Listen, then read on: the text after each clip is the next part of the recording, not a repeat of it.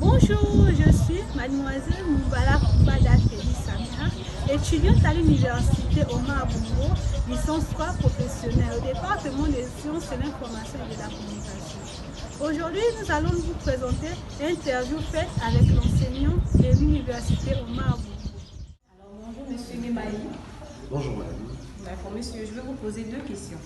Allez-y. Alors la première, depuis combien d'années enseignez-vous à l'UOB? L'UOB, j'enseigne depuis 2018. J'ai fait mon premier cours à l'UOB en 2018. Ça va faire 5 ans. Ça fait 5 ans que je suis là. Vous êtes dans l'UOB? Oui, 5 ans. D'accord monsieur. Alors comme deuxième question, dans quelle matière vous spécialisez-vous? Bon, quelle matière je suis spécialisé, enfin, quelle matière j'enseigne principalement. Je suis sociologue, anthropologue et politologue de formation. J'enseigne en LA la sociologie, l'introduction à la sociologie et la psychosociologie de l'image. Et en L2, j'enseigne l'anthropologie sociale et culturelle et la sociologie des médias. Et en L3, j'enseigne la médiologie.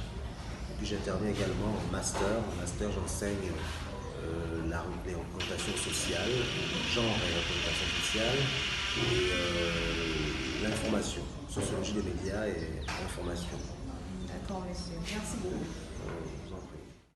Dites-nous s'il vous plaît, pourquoi avez-vous choisi l'enseignement en général et à l'université Omar Bongo en particulier? L'enseignement et moi, c'est peut-être une vieille histoire. Peut-être une vieille histoire. Mon père était enseignant, en même temps il travaillait dans l'administration. Ma mère était également enseignante, et enseignante à la retraite. Donc on va dire je suis né dedans, j'ai bercé, j'ai baigné là-dedans. Et puis à tort ou à raison, je considère que c'est un métier noble. Je pense que c'est le métier le plus noble, le métier de l'enseignement. Le fait de transmettre des savoirs, de transmettre des connaissances, de transmettre des valeurs à des jeunes. Je pense que c'est vraiment un métier noble qui mérite d'être valorisé. Bon, j'ai choisi ce métier par vocation, par vocation, on va dire ça comme ça. J'avais ça dans la peau et je rêvais d'exercer ce métier. Pourquoi l'université Omar Bongo? J'ai commencé ma carrière d'enseignant il y a un peu plus de 10 ans.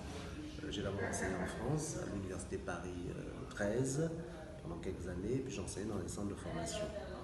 Donc de 2010 à 2017, j'ai enseigné en France. Et en 2017, je suis rentré au Gabon. Fin 2017, je suis rentré au Gabon. Et en 2018, j'ai commencé à faire cours à l'UOB. Merci.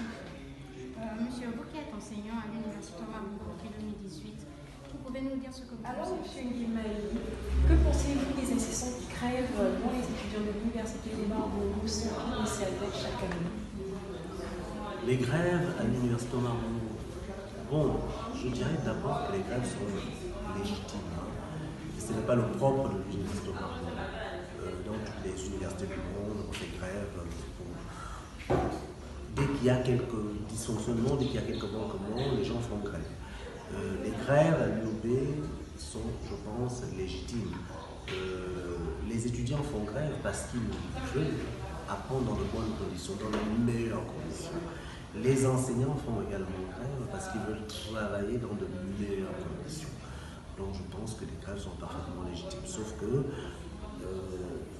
ça sape un tout petit peu, ça parasite un tout petit peu le fonctionnement de l'université. Mais je pense que si les moyens étaient mis pour permettre aux gens de travailler dans de bonnes conditions, d'apprendre dans de bonnes conditions, il y aurait moins de grèves. Voilà. Il y a 40 ans, il n'y avait quasiment pas de grève à l'UOB. Les gens apprenaient dans de bonnes conditions, travaillaient dans de bonnes conditions. Et si on ne met les moyens qu'il faut, et je pense que les mouvements de grève ne seront plus légitimes à ce moment-là. Si les revendications des enseignants sont respectées, si les revendications des étudiants sont respectées, les grèves ne seront plus à ce moment-là légitimes. Les grèves à ce moment-là, il n'y aura plus de raison qui est. Pensez-vous que si les étudiants de l'université Omar Bongo étaient dans les meilleures conditions d'apprentissage, il ferait de meilleurs résultats comparés à maintenant? Je pense que oui, ce n'est pas seulement le cas de l'université Omar Bongo. De façon générale, les gens apprennent mieux lorsqu'ils travaillent dans de meilleures conditions. C'est un phénomène, je suis sociologue, et c'est un phénomène mondial.